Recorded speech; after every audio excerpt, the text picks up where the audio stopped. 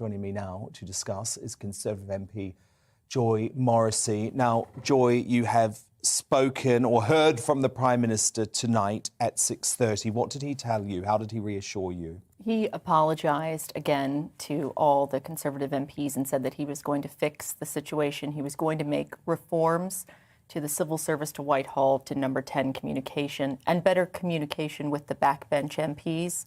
And then he took our questions for a very long time and answered anything anyone wanted to ask him. What sort of questions?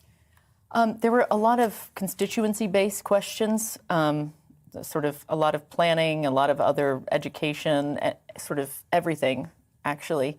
But it was nice to be able to just talk to the Prime Minister, ask him anything that came to mind, and hear his honest response. And you haven't written a letter? No, never. Why not? What's stopping you? So I think that Boris Johnson was elected through a Democratic mandate. We have 80-seat majority because of him. And I think it is my job to support him and the party. I mean, I wouldn't be here if it wasn't for him. What are your fellow MPs saying? Lots of speculation tonight that the party is inching closer to that all-important 54 number. Is that what you're hearing?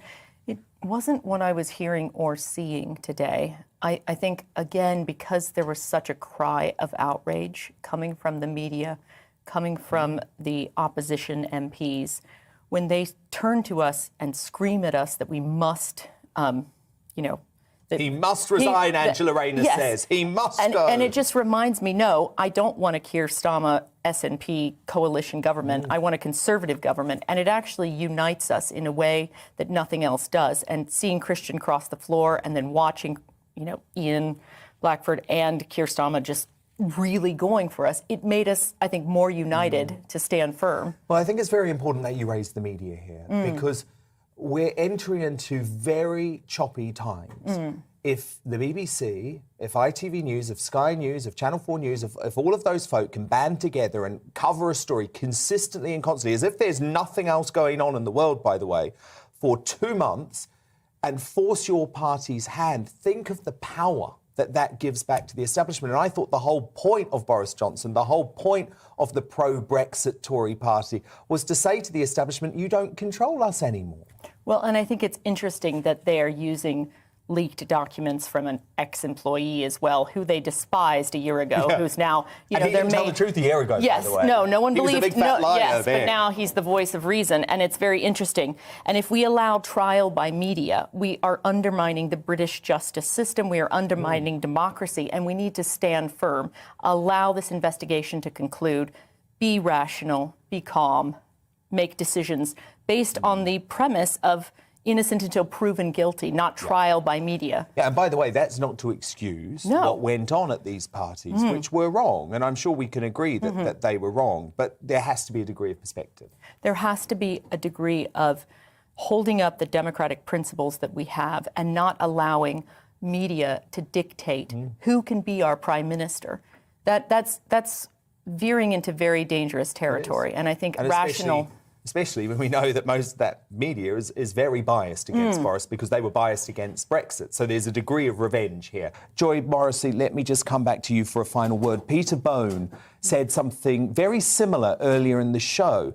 And Michael Haslam, who was on with us, didn't believe him.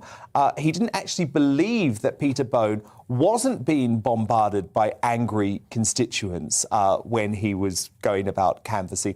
What's your experience in your constituency? What about your email account? What about your Twitter? What is the vibe from your constituents? I have to say, my experience is the same as Jeffrey Clifton Brown. I have people from both sides who have voiced their opinion, but really I had more people emailing me about animal sentencing and other issues, cost of living, and people were very happy that the vaccine mandate was rescinded. That was a big thing, actually, in my constituency. I had protesters and so I think there was a relief on that side, and they were happy. You're doing some things right.